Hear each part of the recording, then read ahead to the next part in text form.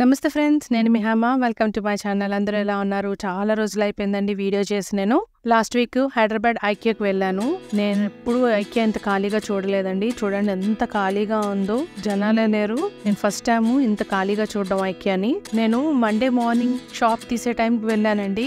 Maybe అది కూడా ఒక రీజన్ అయి ఉండొచ్చు.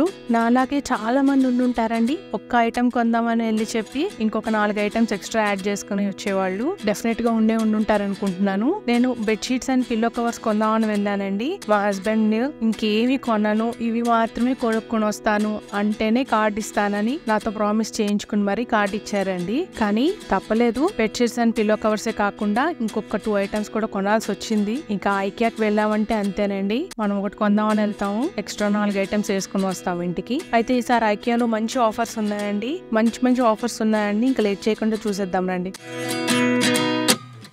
29 and I find myself wondering what did happen to the last 10. I ran away with my life, fast forward, never turn back again. It's kind of funny that the more we pass time, the more we need to set the rewind. And 19 was the year I had to leave you, but now I'm seeing all the signs. Is this really happening? I can't believe it's true. I'm just as surprised as you.